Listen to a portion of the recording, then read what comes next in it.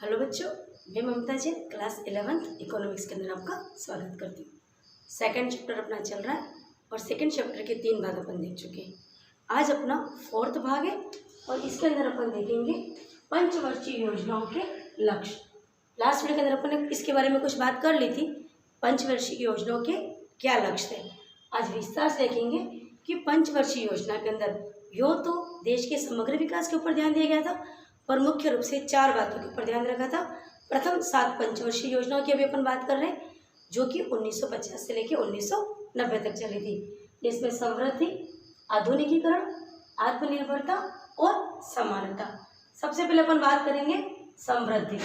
तो समृद्धि मतलब देश का ओवरऑल डेवलपमेंट, सभी क्षेत्रों में सभी स्तरों के ऊपर विकास समृद्धि कहलाता है। इसके अंदर वस्तुओं के समग्र उत्पादन की बात है, यानी कच्चे माल से लेकर के तैयार माल जिसको बेचा जाना है, वो सारा ही जो उत्पादन है वो अपने देश में हो, ऐसा प्रयास समृद्धि कहलाता है। आर्थिक रूप से हम संपन्न हो, देश का जीडीपी बढ़े। जीडीपी ग्रोस डोमेस्टिक प्रोडक्ट, सकल घरेलू उत्पाद। मैंने एक बार पहले भी बात करी थी, सकल घरेलू उत्पाद का अर्थ होता है अपने देश में, यानी एक देश की भौगोलिक सीमा में रहने वाले जो लोग हैं, चाहे वो भारतीय हो चाहे विदेशी हो, उनके द्वारा उत्पादित अंतिम वस्तुओं और सेवाओं के मौद्रिक मूल्य का योग सकल घरेलू उत्पाद अर्थात ग्रोस डोमेस्टिक प्रोडक्ट कहलाता है। तो पंचवर्षीय योजना का मेन जो उद्देश्य था वो था देश की जीडीपी बढ़ाना। जब जीडीपी बढ़ेगी तो सारी समस्या अपने आप खत्म हो जाएगी, क्योंकि जब अपनी आय बढ़ेगी देश की तो बेरोजगारी भी कम होगी, लोगों को रोजगार मिलेगा, गरीबी का भी उन्मूलन होगा। और यदि बेरोजगारी और गरीबी ना रही तो देश अपने आप ही विकास करेगा। तो समृद्धि में वस्तुओं का समग्र उत्पादन में वृद्धि, आर्थिक रूप से पूरा देश संपन्न हो, जीडीपी बढ़े, कृषि, वाणिज्य, उद्योग, चिकित्सा सभी के अंदर हमारा स्तर सुधरे, हम आगे बढ़े, दीर्घकालीन विकास हो। ऐसा नहीं जो विकास अपन कैसा चाहते थे, लंबी अवधि तक चले, स्थिर और दीर्घकालीन विकास की बात करें, और प्रत्येक क्षेत्र द्वारा दिए गए योगदान समान हो और प्रत्येक क्षेत्र के द्वारा दिए गए योगदान में वृद्धि हो। ये पंचवर्षीय योजनाओं के समृद्धि लक्ष्य के अंदर सोचा गया था। अगली बात करते हैं अपन आधुनिकीकरण, मॉडर्नाइजेशन। मॉडर्न का मतलब होता है कि जो पुरानी तकनीक है उसको हटा करके एक नई तकनीक को लाया जाए। और नई तकनीक, क्योंकि जब देश आज़ाद हुआ तो उस वक्त हमारे देश के अंदर अंग्रेजों ने वही कार्य किया था जो उनके फायदे का था, इसलिए हम लोग कृषि जो कर रहे थे और जो व्यापार कर रहे थे, हम जितने भी हमारे बिजनेस थे सब पुरानी तकनीक के ऊपर थे। तो जैसे ही पंचवर्षीय योजनाएं लागू की गई तो हमारा पहला लक्ष्य क्या था, देश के अंदर सभी उद्योग धंधों में नई तकनीक आए, पुराने उपक्रम को बदलकर नए उपक्रम लगाए जाए और ऐसे उपक्रम लगाए जाए कि कम लेबर के ऊपर अपन को अधिक उपज चालू हो। और वैसे तो अपना उद्देश्य क्या था, बेरोजगारी कम करना, लेकिन इसका एक नुकसान ये भी हुआ था कि बेरोजगारी कम करने की बजाय बेरोजगारी बढ़ गई थी, क्योंकि मनुष्यों का काम मशीनों ने ले लिया था। तो जो काम 10 मनुष्य करते थे वो एक मशीन कर लेता था, लेकिन आधुनिकीकरण में नई मशीनों की वजह से जो काम घंटों में होते थे वो अब मिनटों में होने लगे, और जो महीने भर तक जो उत्पादन नहीं होता था वो अब कुछ दिनों में ही उत्पादन होने लगा था।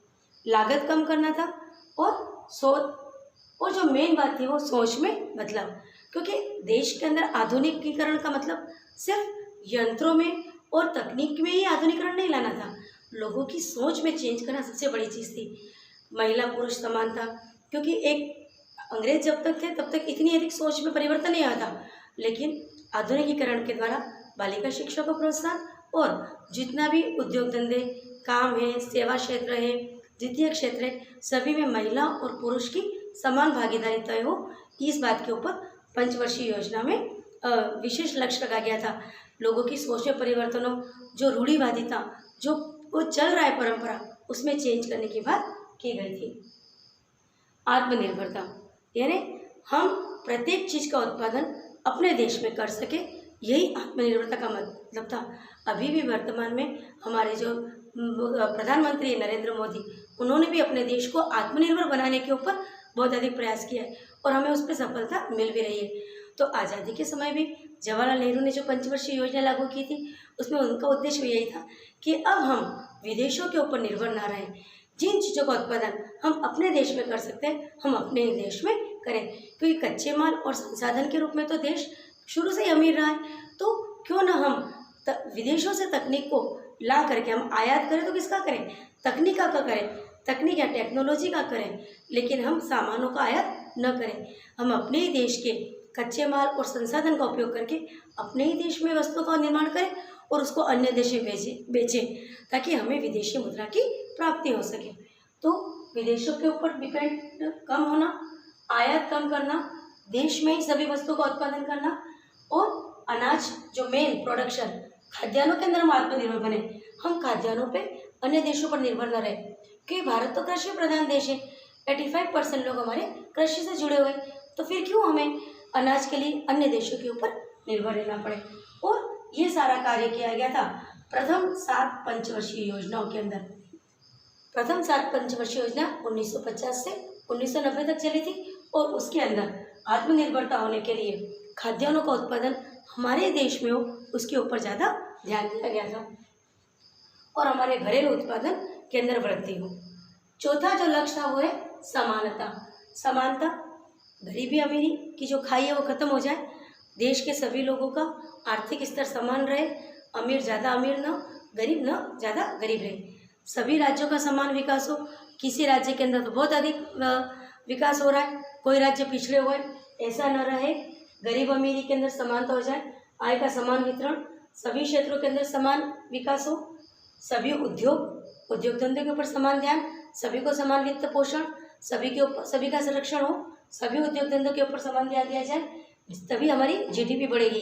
एक उद्योग धंधे में आप आगे बढ़ गए, अन्य में पिछड़ गए तो ग्रॉस डोमेस्टिक प्रोडक्ट नहीं बढ़ेगा और जब तक जीडीपी नहीं बढ़ेगी देश विकास नहीं करेगा। और जो प्रत्येक नागरिक की बेसिक नीड्स क्या है, रोटी कपड़ा मकान, अर्थात सभी को खाना मिले, सभी को भोजन मिले और रहने की जगह मिले, ये पुरानी सोच थी। आज बेसिक नीड्स के अंदर शिक्षा और स्वास्थ्य को भी जोड़ दिया गया है। तो भारत के प्रत्येक नागरिक को 5 चीज़ें मिल जाए, 2 वक्त का खाना, रहने के लिए स्थान, शुद्ध पेयजल, शिक्षा, स्वास्थ्य, ये 5 चीज़ें ये 5 चीज़ें बेसिक नीड्स कहलाती है, आधारभूत सुविधाएं कहलाती है। तो पंचवर्षीय योजना का लक्ष्य था कि सभी लोगों को आधारभूत सुविधाएं मिल जाए।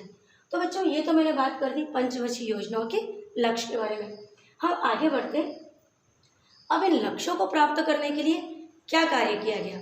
तो मुख्य रूप से 3 क्षेत्रों के अंदर कार्य किया गया, कृषि, उद्योग और व्यापार। कृषि, उद्योग और व्यापार के ऊपर कार्य करने से हमें अपने लक्ष्य की प्राप्ति हो सकेगी। तो कृषि के ऊपर क्या कार्य किया गया, हमारी जो 7 प्रमुख प्रथम पंचवर्षीय योजना थी जो कि 1950 से 1990 तक चली थी, उसमें सबसे पहले कृषि के ऊपर ध्यान दिया गया। क्यों? क्योंकि हमारे देश के अंदर 85% लोग कृषि पर निर्भर है। कृषि और कृषि से जुड़े हुए धंधे, पशुपालन, मछली पालन, रेशम कीट पालन, लकड़ी काटना, ये सब कुछ कृषि से जुड़े हुए बिजनेस है। तो लोग 85% पब्लिक हमारी कृषि से जुड़ी हुई है। तो सबसे पहले कृषि के ऊपर ध्यान दिया गया, क्योंकि बच्चों कृषि क्या है, मानसून का जुगाड़ है ना, जहाँ पर कृषि भारत की रीढ़ की हड्डी है, बैकबोन समझते हो ना, मनुष्य के अंदर बैकबोन मेन होती है, बैकबोन है तभी मनुष्य सीधा खड़ा है। इसी प्रकार भारत के अंदर भी कृषि क्या है, उसकी बैकबोन है। कृषि जब तक अच्छी है तब तक भारत सलामत है। तो कृषि के ऊपर बहुत अधिक ध्यान दिया गया, उसमें कृषि के साथ साथ उसके जो संबंधित उद्योग धंधे उस पर ध्यान दिया गया और कृषि के को बढ़ाने के लिए मेन चीज़ उसके इनपुट्स, आगतों के ऊपर ध्यान दिया जाए। और आगत क्या है, भूमि, श्रम है ना, उसके ऊपर जो बीज, रासायनिक खाद, यंत्र, ट्रैक्टर, ये सारे, तो इनके विकास के ऊपर, इनके डेवलपमेंट के ऊपर ध्यान दिया गया। तो साधनों का विस्तार किया गया, आगतों में सुधार किया गया, वित्त पोषण किया गया। कृषि को ऐसी वित्त संस्थाएं स्थापित की गई हरित क्रांति के दौरान, नाबार्ड वगैरह, जिसके द्वारा कृषि कार्य के लिए लोन मिले, पैसा मिले, ताकि किसान अच्छे बीज खरीद सके, अच्छी खाद खरीद सके और अपने खेती को बढ़ा सके। तो इनपुट्स यानी आगतों के ऊपर ध्यान दिया गया, आगतें अवेलेबल कराई गई किसानों को। HYV हाई यील्ड वेराइटी, बीजों की उपलब्धता, बीजों का बनाया संकर बीज, अनुसंधान, नए नए अनुसंधान किए गए, वैज्ञानिकों को प्रोत्साहन दिया गया, उन्होंने नए नए प्रयोग किए ताकि नई नई टेक्नोलॉजी, नई नई विधियों के बारे में पता चला। रासायनिक खाद के प्रयोग के ऊपर ध्यान दिया, क्योंकि रासायनिक खाद से कम समय के अंदर फसलें पक जाती है और अधिक उत्पादन होता है, जिससे कम बीजों में अधिक उत्पादन संभव हुआ, जिससे देश की गरीबी मिटी। इसके साथ सिंचाई, जो कि पहले लघु सिंचाई थी, लोग मानसून के ऊपर डिपेंड थे, बारिश नहीं होती तो खेती सूख जाती थी, तो छोटी बड़ी नहरों का विकास किया और नहरों के द्वारा, नलकूपों के द्वारा, डंकी या जिनको थ्रेश जनरेटर कहते हैं उसके द्वारा, पंप के द्वारा सिंचाई की सुविधाएं बढ़ाई गई। शिक्षा, किसानों को शिक्षा दी गई। ऐसे कार्यक्रम बनाए गए जिसमें किसानों को, जो अशिक्षित किसान हैं उन्हें भी खेती की नई तकनीक के बारे में ज्ञान दिया जाए। बिचौलियों की समाप्ति, जो मेन काम किया था वो था बिचौलियों की समाप्ति, क्योंकि अंग्रेजों के समय में जमींदारी प्रथा थी, जो सामंतशाही थी, उसकी वजह से जमींदार क्या करते थे, जो वास्तविक किसान है उसको उसकी उपज का 1% भाग भी नहीं मिलता था, सारा वो बीच में ही हड़प कर जाते थे। लगान के रूप में उनको किसानों को शोषण किया। तो फर्स्ट काम किया सरकार ने, बिचौलियों को हटा दिया, जिसकी वजह से क्या हुआ, जो वास्तविक किसान थे उनको भूमि का मालिकाना हक मिला। बिचौलियों की समाप्ति की, वास्तविक श्रमिकों को मालिकाना हक दिया, भू संरक्षण किया, जमीनों का संरक्षण, खेतों का सीमांकन किया गया, जो जोतों का सीमांकन किया गया, छोटे छोटे खेत की जोतों को समाप्त करके बड़े बड़े खेत बनाए गए, जिससे अधिक उत्पादन हुआ। खेतीहर पर ध्यान दिया गया। पश्चिम बंगाल, बिहार के अंदर इसके ऊपर विशेष रूप से ध्यान दिया गया, ताकि वहाँ की गरीबी को दूर किया जा सके। और उत्पादकता में वृद्धि के लिए इकाई क्षेत्र के उत्पादन में वृद्धि, मेन ध्यान दिया गया। इन सब के साथ प्रति इकाई क्षेत्र के उत्पादन में वृद्धि हो, ताकि देश का अधिक विकास हो। और ऐसे में ही 1966-67 में हरित क्रांति लाए। हरित क्रांति, ग्रीन रिवॉल्यूशन। हरित क्रांति वर्ड, हरित क्रांति, क्रांति मतलब रिवॉल्यूशन, हरित मतलब ग्रीन, यानी देश में हरे का उत्पादन बढ़े। और इसका मुख्य उद्देश्य था, सबसे पहले गेहूं के ऊपर ध्यान दिया गया था, गेहूं के उत्पादन में वृद्धि के लिए, और अन्य अनाजों के ऊपर भी फिर धीरे धीरे ध्यान दिया गया। तो विलियम गोड ने हरित शब्द दिया था, जिसका मतलब था ग्रीन, क्रांति, रिवॉल्यूशन। और भारत के अंदर इसके ऊपर जो सबसे पहले कार्य किया गया था, MS स्वामीनाथन ने 1966 के अंदर। इसको हरित क्रांति के पिता कहते हैं। भारत में हरित क्रांति के पिता थे MS स्वामीनाथन। और विश्व के अंदर यदि अपन हरित क्रांति के पिता की बात करते हैं तो वो आते हैं नॉर्मन बोरलॉग। तो हरित क्रांति जो कि 1966-67 के अंदर स्टार्ट हुई, और इसका मुख्य उद्देश्य था खाद्यान्न के क्षेत्र में देश को आत्मनिर्भर बनाना। नई टेक्नोलॉजी, नए बीज, रासायनिक खाद, सिंचाई के अंदर वृद्धि, जितना भी कर सके उन सब के द्वारा जो मुख्य लक्ष्य था, खाद्यान्न में आत्मनिर्भरता बनाना, खाद्यान्न के अंदर वृद्धि। तो न्यू टेक्नोलॉजी, संकर बीजों का प्रयोग, कम समय में उत्पादन में वृद्धि, बहुफसली यानी एक ही खेत के अंदर एक से अधिक फसलें उगाना, और एक वर्ष में एक से अधिक फसलें लेना, ये इसका मेन उद्देश्य था। लघु सिंचाई में विस्तार, और जो मेन बात की थी उन्होंने, वित्त पोषण, किसानों को वित्त पोषण करना।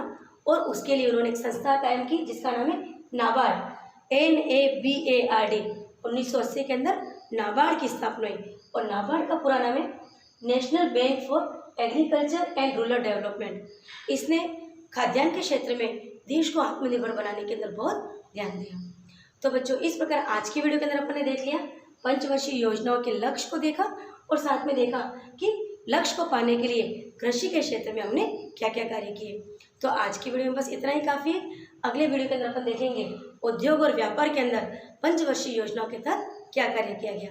तो आज की वीडियो में बस इतना ही काफ़ी। अगली वीडियो के अंदर अपन फिर से मिलेंगे, तब तक के लिए थैंक यू।